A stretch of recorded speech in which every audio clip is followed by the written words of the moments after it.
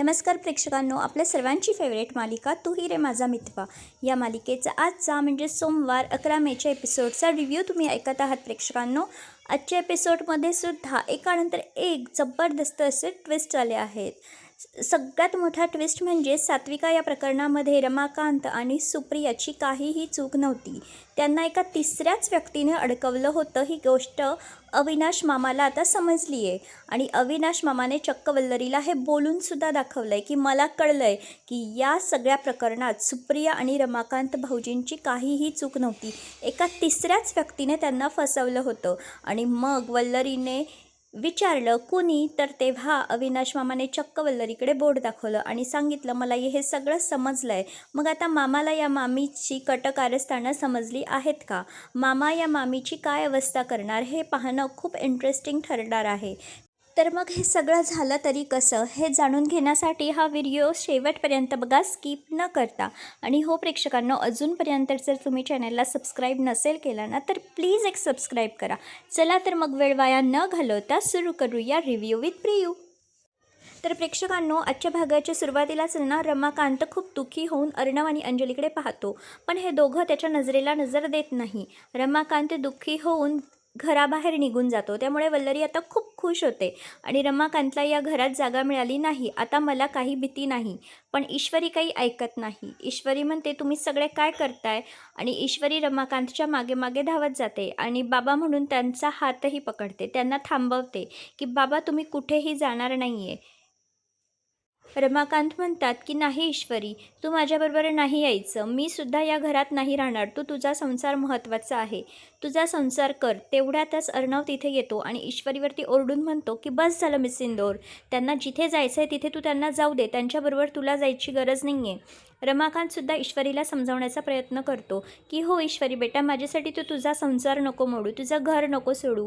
असं म्हणून रमाकांत खूप दुःखी होतो. घरात सगळ्यांकडे एकदा पाहतो आणि असा बाहेर निघून जातो, पण ईश्वरी काही ऐकत नाही आणि ईश्वरीसुद्धा रमाकांतच्या मागे मागे जाते. अर्णवला आता जबरदस्त धक्का बसतो आणि तेवढ्यातच मामी वल्लरी घराचे सगळे दरवाजे लावून घेते आणि अर्णवला ठणकावून सांगते की ईश्वरीला जायचं असेल तर जाऊ दे, पण त्या दोघांनाही आता या घरात जागा नाही.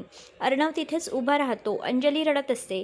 मामा आजी यांना खूप वाईट वाटत असतं. अर्णवला कळतच नाही की आता ईश्वरीचं काय करायचं. आणि इकडे आकाश खूप चिडलेला असतो. त्याच्यावरती हल्ला कोणी केला हेच त्याला कळत नाही. तेव्हा नम्रता त्याला समजावून सांगते की सर जाऊ द्या, तुम्ही त्याचा जास्त विचार करू नका, मी पोलीस कंप्लेंट केली आहे, पोलीस त्याला पुढच्या चेक नाक्याला शोधून काढतीलच. चला आता आईबाबा घरी आले असतील, मला घरी जायचं आहे. तर आकाश म्हणतो मी तुला सोडतो. नम्रता म्हणते नको सर, तुम्ही मला घरी सोडायला याल, मग तुमच्या घरी जाल, तुम्हाला आणखीन उशीर होईल, परत तुमची आई चिडेल, मी रिक्षाने जाते. आकाश तिला सोडवायला आता रिक्षाजवळ येतो आणि नम्रता त्याला बाय करून तिथून निघून जाते. आकाश तिच्याकडे पाहून असं स्माईल करत असतो आणि त्याच वेळेस सायको शुब्बू तिथे येतो.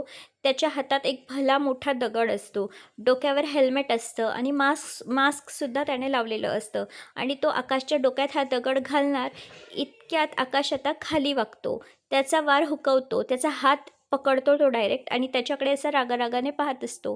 पण हा शुब्बू आहे ना, हे त्याच्या लक्षात येत नाही. तेवढ्यात शुब्बू त्याला असा खाली पाडतो आणि त्याच्या पोटावर बसून पुन्हा दगड घालणार तर आकाश त्याचा हात पकडतो आणि त्याला खाली पाडतो.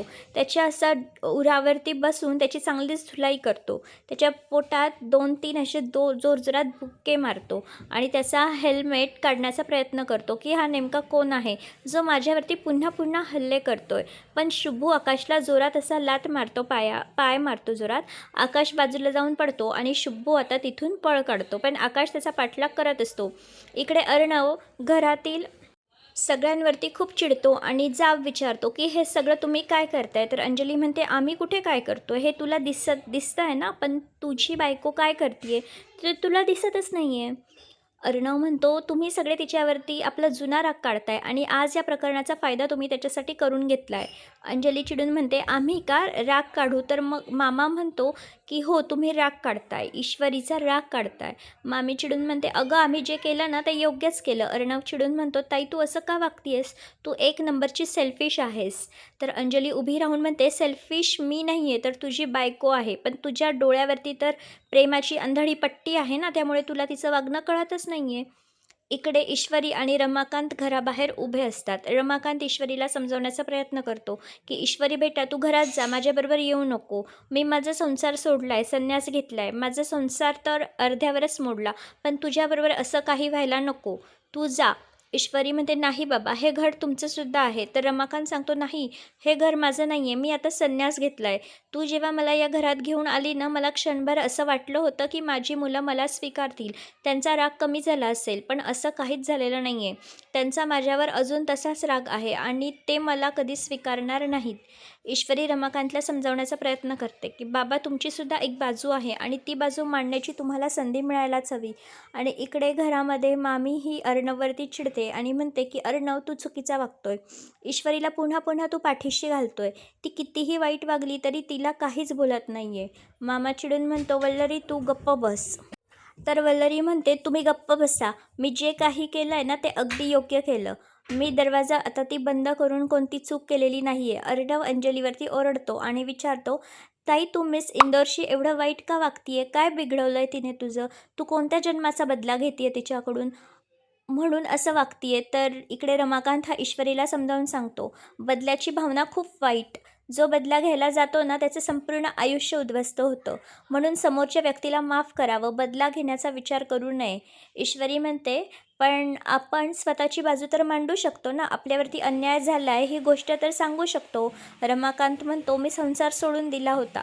न्याय, अन्याय, सत्य, असत्य, माझी बाजू याबद्दल मला काहीच घेणं देणं नव्हतं आणि मला नाही वाटत या घरात कधी कोणी माझी बाजू समजून घेईल. मी काय काय सोसलंय हे कधी कोणाला कळेल. सगळेजण सात्विकाने किती त्रास सहन केला, अर्णव आणि अंजलीने किती त्रास सहन केला याबद्दल बोलताय, पण मी किती त्रास सहन केला असेल याचा विचार कधीच कोणी केला नाही. माझी बाजू समजून घेण्याचा प्रयत्न कधीच कोणी केला नाही." इकडे अंजली ही अर्णवला म्हणते, "तू त्या ईश्वरीच्या प्रेमात वेडा झालाय. तिच्या प्रेमाची पट्टी तुझ्या डोळ्यावरती आहे ना, म्हणून ती काय करतीये हे तुला कळत नाहीये. ती त्या रमाकांत राजे शिर्केच्या ला घरात घेऊन आली आणि तू तिची बाजू घेऊन आमच्याशी भांडतोय." अर्णव चिडून म्हणतो, "मला सगळं पटतंय. मला मान्यसुद्धा नाही. मलासुद्धा आवडलेलं नाही आहे की तिने त्या रमाकांत राजे शिर्केला आपल्या घरात आणलं, पण त्यासाठी मी तिला बाहेर नाही काढू शकत." अंजली म्हणते, "आम्हीसुद्धा तिला घराबाहेर नाही काढलंय. ती स्वतःहून घराबाहेर गेली आहे." अर्णव म्हणतो, "पण तुम्ही तिला थांबवलंसुद्धा नाही ना." मामी म्हणते, "आम्ही का थांबवायचं? ती हट्टाला पेटली आहे म्हणून आम्ही तिचा कोणताही हट्ट मान्य करायचा असं होत नाही. तिला जायचं असेल तर तिने खुशाल जावं. आम्ही काही तिला घरात परत घेणार नाही." इकडे ईश्वरी ही अर्णवच्या बाबांना समजावून सांगते, की "हे घर तुमचंच आहे. या घरावर तुमचासुद्धा हक्क आहे आणि तुम्ही आता आता इथेच राहायचं." तर रमाकांत म्हणतात, की "नाही ईश्वरी बेटा, मला नाही वाटत की या घराचे दरवाजे माझ्यासाठी कधी उघडतील." असं म्हणून रमाकांत जाऊ लागतो. ईश्वरी त्यांना थांबवते आणि म्हणते, "नाही बाबा, मला पूर्ण गॅरंटी आहे की या घरचे दरवाजे तुमच्यासाठी उघडतील. तुमचा मुलगाच तुमच्यासाठी तुमच्या घराचे दरवाजे उघडेल. हे थोडे भडकूचंद आहेत, थोडे रागीट आहेत, पण मनाने खूप हळवे आहेत आणि ते नक्कीच तुम्हाला स्वीकारतील." ईश्वरी असं म्हणत असते आणि त्याच वेळेस प्रेक्षकांनो, अर्णव घराचा दरवाजा उघडताना दाखवलेला आहे. हा सीन खूप छान होता आजच्या एपिसोडमधला. अर्णव हा घराबाहेर येतो. ईश्वरी आणि रमाकांतला आता खूप आनंद होतो. अर्णव ईश्वरीजवळ येऊन म्हणतो, की "मिस इंदोर, आतमध्ये चल." ईश्वरी म्हणते, "नाही सर, जोपर्यंत बाबा घरात येणार नाही तोपर्यंत मी घरात येणार नाही." आता अर्णवला खूप राग येतो. तो रमाकांतकडे असा रागारागाने पाहतो आणि ईश्वरीला ठणकावून सांगतो, "मिस इंदोर, हट्ट करू नकोस, चल आतमध्ये." तर ईश्वरी अर्णवला विचारते, "सर, जेव्हापासून आपलं लग्न झालं आहे तेव्हापासून मी तुमच्याकडे काहीच मागितलेलं नाही, पण आज मी हट्टाने मागते. तुमच्या बाबांना घरात घेऊन चला, घरात येऊ द्या त्यांना. या घरात जागा द्या." अर्णव खूप चिडतो. ईश्वरी त्यांना समजावण्याचा प्रयत्न करते, "जशी माझ्या आईची बाजू आहे तशी तुमच्या बाबांची सुद्धा बाजू आहे ना. आपण त्यांना त्यांची बाजू मांडण्याची संधी द्यायलाच हवी. एक संधी त्यांना मिळायलाच हवी." अर्णवचा नाईलाज होतो. अर्णव चिडून म्हणतो, "मिस इंदोर, तू हे जे काही सगळं करते ना, ते अतिशय चुकीचं करते. याचे परिणाम खूप वाईट होतील, एवढं लक्षात ठेव. हा माणूस या घरात येतो, याचे परिणाम भयंकर होतील आणि हे सगळं फक्त तुझ्यामुळेच." असं म्हणून अर्णव रागारागाने आता आतमध्ये जातो. अंजली त्याला विचारण्याचा प्रयत्न करते, की "अरे चिंटू हे काय करतोय?" पण तो अंजलीला असा बोट दाखवतो आणि म्हणतो, की गप्प बसवतो तिला. हा सीन पण खूप मस्त आणि इंटरेस्टिंग घेतलेला आहे. अंजलीची आता बोलतीच बंद होते आणि मग ईश्वरी ही रमाकांतला घेऊन घरामध्ये येते. मामीला खूप राग आलेला असतो, पण ईश्वरी कोणाला काही आता घाबरत नाही आणि रमाकांतला घेऊन घरात येते. रमाकांत विचारतो की मंदिर कुठे आहे, मी सगळ्यात आधी देवाचे दर्शन घेईन. ईश्वरी आता त्या रमाकांतला घरातील मंदिरात घेऊन जाते. मामा त्यांच्या मागे मागे जाऊ लागतो, तर मामी चिडून विचारते, ओ कुठे चाललाय, त्यांच्या मागे जायची काही गरज नाही आहे. आणि अंजलीला आणि मामीला आजीला खूप राग आलेला असतो. मामी रागारागाने तिथून निघून जाते. अंजलीला मात्र वाईट वाटतं की आज इतक्या वर्षानंतर आपले वडील घरात आले, पण त्यांनी काय केलं हे सगळं आठवून ती दुःखी होते आणि रडू लागते. ईश्वरी रमाकांतला घेऊन घरातील देवळामध्ये येते. घरातील हे सुंदर मंदिर पाहून रमाकांतला आता खूप आनंद होतो आणि रमाकांत देवी आईसमोर असं नतमस्तक होतो. ईश्वरीलाही बरं वाटतं की रमाकांत हा ईश्वरीला म्हणतो की ईश्वरी बेटा, जर मी संन्यासच घ्यायचं ठरवलं होतं तर मी या घरात परत का आलोय? मला ही नगरी सगळी आता नाती नको होती. मला माझा मुलगा, माझी मुलगी हे सगळं नको होतं, म्हणून तर मी संन्यास घेतला ना.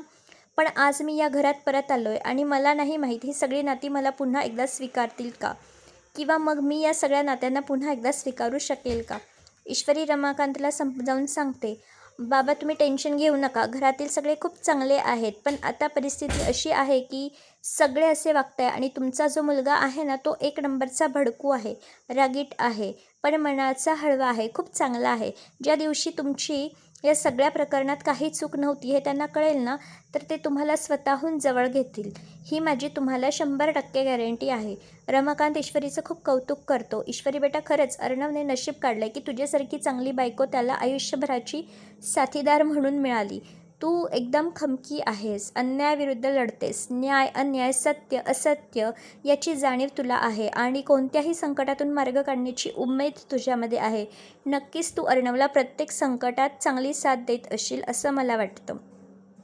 ईश्वरी म्हणते, हो बाबा, अर्णव सरसुद्धा खूप चांगले आहेत. ते सुद्धा मला प्रत्येक संकटात साथ देतात. हे ऐकून आता रमाकांतला खूप आनंद होतो. रमाकांत म्हणतो, खरंच माझ्या मुलाने नशीब काढलंय. आता मला त्याची काही काळजी नाही आहे. आता ईश्वरी हसू लागते आणि म्हणते, बाबा मी तुम्हाला नमस्कार करते. ईश्वरी रमाकांतला आता नमस्कार करते. रमाकांत तिला अखंड सौभाग्यवती भव, सुखी राहा असे आशीर्वाद देतो आणि ईश्वरी त्याच्याकडे पाहतच राहते. खरंच या माणसाने किती दुःख भोगले हे तिला समजतं.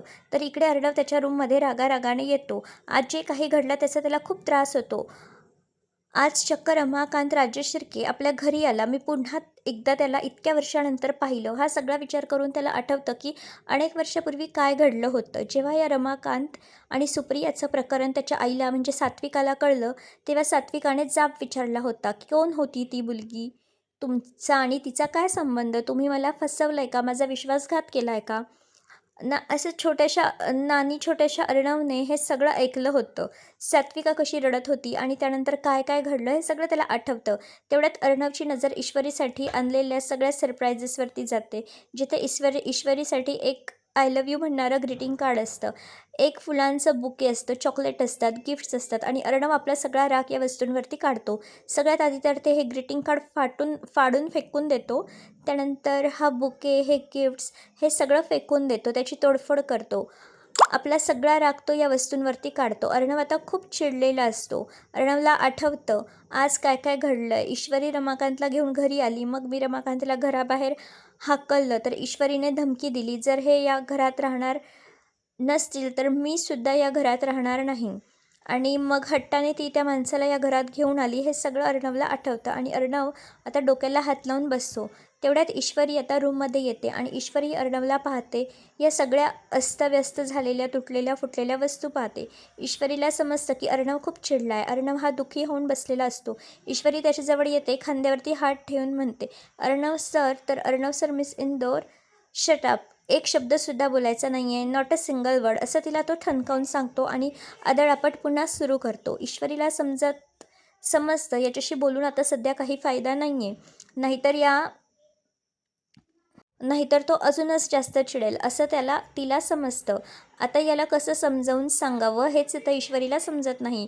आणि इकडे मामा मामी आजी वल्लरी हे सगळे बोलत असतात. आजी ही खूप टेन्शनमध्ये असते. अंजलीला विचारते, आजी हे सगळं आपल्या घरात काय चाललं आहे? ईश्वरी मनमानी करते आणि आपण ती सहन करायची का? मामी म्हणते, हो, ईश्वरीला जे वाटतं ना, ईश्वरी तेच करते. आणि खरंच सांगायचं तर चूक अर्णवची आहे, कारण ईश्वरी जे म्हणेल अर्णव त्याला होकार देतो. त्यामुळे ईश्वरी आपल्या डोक्यावरती बसून आता नाचायला लागली आहे आणि आपण काहीच करत नाही आहे. मामा म्हणतो, वल्लरी. तर मामी म्हणते, तुम्ही गप्प बसा हो, तुम्ही काय तिचीच बाजू घेताय. आता मामा गप्प बसतो. वल्लरी म्हणते, त्या रमाकांतला ती घरी घेऊन आली का? तर म्हणे कारण तिला तिच्या आईला निर्दोष सिद्ध करायचे आणि आपण तिला म्हणालो, तू तुझ्या आईबद्दलचे पुरावे घेऊन ये, तुझ्या आईला निर्दोष सिद्ध कर. एक सुद्धा पुरावा तिला भेटला नाही. भेटून कोण भेटला? तर हा रमाकांतला या घरात घेऊन आली आणि आता रमाकांतला आपल्या डोक्यावर बसून नाचवते. ती अंजली म्हणते, आजी तूच आता चिंटूला समजाव. तर आजी म्हणते, मी त्याला काय समजावणार? तो कधी कोणाचं ऐकतो का? आणि मला नाही वाटत की तो माझं ऐकेल आणि मी त्याला समजवायला सुद्धा जाणार नाही आहे.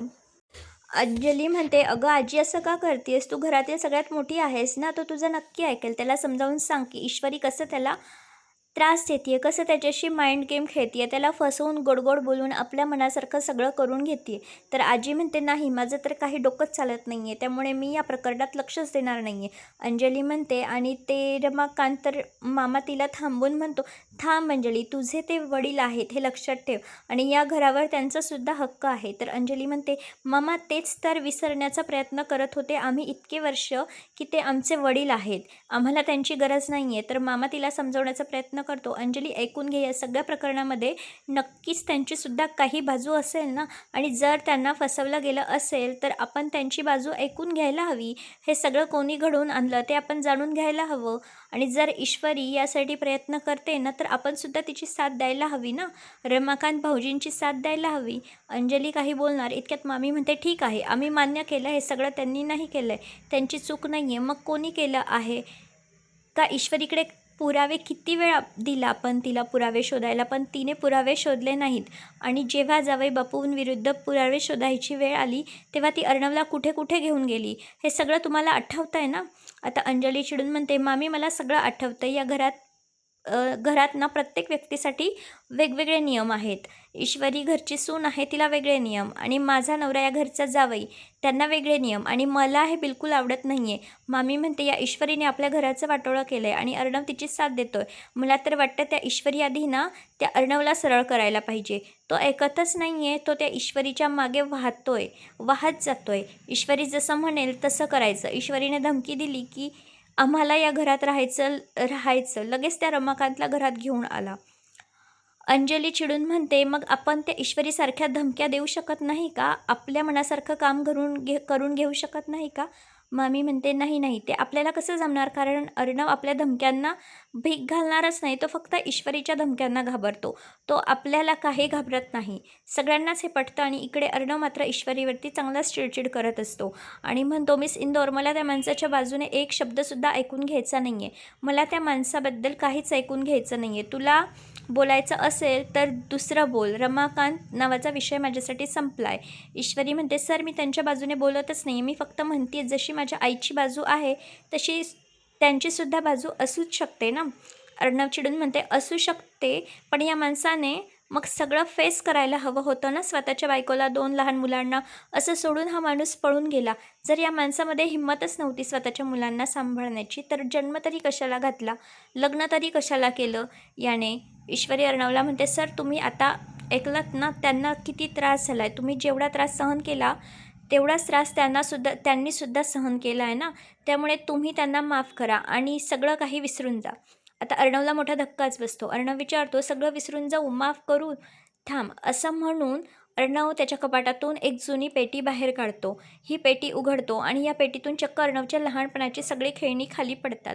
ईश्वरीला कळतच नाही की हे सगळं काय. अर्णवला ती विचारते की सर हे सगळं काय आहे?